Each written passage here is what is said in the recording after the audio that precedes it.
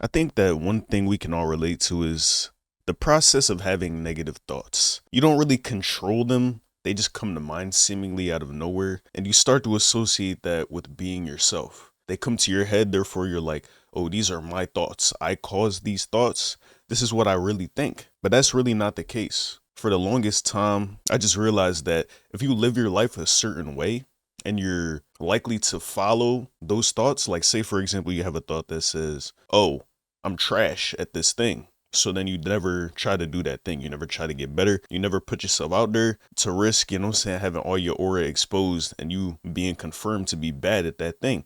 You don't put yourself in situations to go against that thought and maybe produce newer thoughts that contradict that old programming you got. So you continue to have those negative thoughts. The thing about it is though, just the idea and the process of having negative thoughts is not necessarily a bad thing, because the way you look at it, it's really just your brain trying to keep you safe. Say for example with that example with the sport or something that we was talking about, like playing basketball or something. If you never get on that court because you followed that thought, that's really a form of protection. Because what would have happened if you really was trash, what you think, because of those thoughts running through your head, and you got on that court and you got crossed up all crazy doing the split on the court? What would have happened? You probably would have been embarrassed. You would have felt like a failure. You wouldn't have wanted to be in that predicament ever in your life. So the idea of avoiding that, that's a real good thing in your mind, which is why you had that negative thought. Your brain is trying to protect you. You got to think of it as two separate entities, because I like to believe that at the base level, we're in awareness. We're not our body. We're not our thoughts. We're not none of that. We observe those things. We can observe negative emotion in the body. We can observe negative thoughts occurring in the mind. But us ourselves, we're the observers of it all. So just having that negative thought is not a bad thing. You could choose to abide by it or you could choose to go against it. Now, the thing about going against a negative thought, right? You often get that negative emotion. Your body is really just trying to protect you, bro. Like your thoughts, your emotions, they're all protective barriers, I guess you could say, between you and that thing that you want to do, right? The action you want to take. The thought is like, all right, no, bro. If you do this thing, you're going to get bad. Like it's going to go bad. Don't even try. You go past the thought, you try to do, you know what I'm saying, the action even more, and you get that negative emotion. It's like, yo, bro, if you do this, we going to feel crazy. Like you don't want to feel this feeling that you feeling right now, right? So stop. Go all the way back to the beginning. The feeling goes away. Your brain thinks mission accomplished. We did what we were supposed to do. We protected this person right here. We protected them. We protected her. We protected them. Job's finished. Therefore, you start to think that avoidance is a form of protection. You think it's the way to go. You think it's the way to experience life without those negative thoughts and emotions, which is the ideal state of being. Because when we're not at peace, it's a bad feeling. Have you ever felt like anxious, nervous, scared, your body fidgeting, shaking, your heart rate going crazy, you sweating, you stuttering? Like it's not a good feeling to have. So you going back to the other side of all that, you're not doing that thing that you wanted to do. You feel like, all right, cool, this is the way I'm supposed to live. I'm not supposed to take action. I'm not supposed to take risks. I'm not supposed to go against my way of thinking. I'm not supposed to do nothing new. I need to just stay in this small little comfort zone I got going on right here. But the thing about it is, if that action on the other side of those thoughts and the emotions, if it's something that you really want to do deep down, like you ask yourself, what do I value in a person? Like my ideal version of myself, what do I really value? If taking that action is something that you really value, you're going to have to go against those thoughts and those emotions. They always going to be there. It's not a bad thing neither. You could see it as protection, or you could see it as a sign. You could see it as information. You could see it as it trying to tell you something. You could see that and be like, yo, when I try to do this thing, why do I have these negative thoughts? And then you could start to maybe look at the way you lived your life up until this point, and you could say it's probably because I enabled it for so long. I followed this way of thinking for so long. This thought never went away. I never challenged it. I never tried to go against it and prove it wrong. I didn't give my body the proof that this joint ain't true. The negative emotions you feel, same deal. When it's something that you really value doing, it's something that you really want to do, you just got to do it anyway, no matter how it may look, no matter what your thoughts and emotions might tell you about yourself after the fact. Because even after you do the thing, right? Say, for example, you get through it. It might not be up to the standard that you thought you would perform to if you hold yourself to be good at whatever you want to do, right? Or you think that you perform a certain way, like the quality of your performances are good, for example, right? And you do bad, in your opinion. In your subjective opinion, you think what you just did It wasn't good. So then you have those negative thoughts and emotions coming back. It's like, bro, we told you, you wasn't supposed to do that. You suck. Never do it again. You're never going to improve.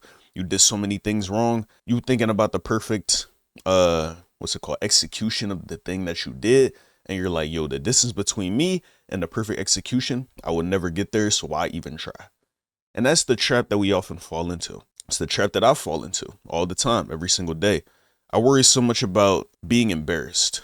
I worry so much about being rejected. I worry so much about failing. But it's really not that deep when you really think about it. When you think about being embarrassed in front of people, right? I guess what most people fear is just having people think they're a negative thing, having people laugh at them, having people think they're inferior, having people, clown them, not acknowledging them. Whatever you may fear from the judgment of others, it's not a great feeling. The feeling of being embarrassed, we've all felt it before. If we could go without it, we would. There's no doubt about that. But it's a natural part of the human experience that we have to accept at the end of the day. We have negative emotions. We have perceived positive emotions like peace, joy, happiness, gratitude, fulfillment, confidence, things of that nature, right? Which we perceive to be good. Not only do they feel good, but society has deemed those things as acceptable, as good traits for a person to have. You being confident, that means you good. You being at peace, that's amazing. You being scared though, that suck. You being afraid of, embarrassment, you being rejected, all those things that's perceived to be bad. We don't want to feel them. We don't want to experience them. We're afraid of what those emotions and thoughts will tell us about ourselves. So therefore we avoid them like the plague. But that's no way to live life. That's kind of like living in a bubble, Think of the earth as one big bubble, right? And then you got yourself and your little bubble inside of that bigger bubble. You can't go outside of your little bubble because you're too scared to see what's really on the other side. So you start to look at your whole bubble as the whole world. Everything that happens within this little sphere, you see that all is the truth and the only things you'll ever need in this life. But you can still see through the bubble. You still see what's going on out there. You're like, man, it look dope out there though. I wish I could see what that's about. But you can't do it. You just can't bring yourself to get past your little bubble because of how it might make you feel. You stick your hands outside that joint, start hurting a little bit, you get a little stung up. It's not enough stinging to kill you. It just makes you feel uncomfortable and you're not sure how you'll be able to deal with that and if you'll be able to adapt at all. But you will. Even if you don't, that's not the main point. The main point is to not feel these emotions or feel these negative, have these negative emotions or feel these thoughts. It's to be able to act in alignment with who you want to be despite all of that.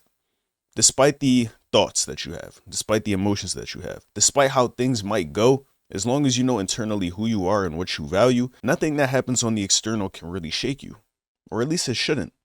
You shouldn't give it no time of day. The way you got to look at it is those thoughts and those emotions, they may have aligned with who you were in the past, but if it no longer serves you, you got to discard it. You kind of got to look at it as a heckler on the sidelines, a hater. In the NBA or in professional sports, you always got people in the crowd talking trash, they booing the athletes. They talking crazy. They not doing nothing. They just want to see them fail. You kind of can look at the old thoughts that way if it helps you. Just making the distinction between you and your thoughts, you and your emotions, saying, I am not these things. I just experienced them.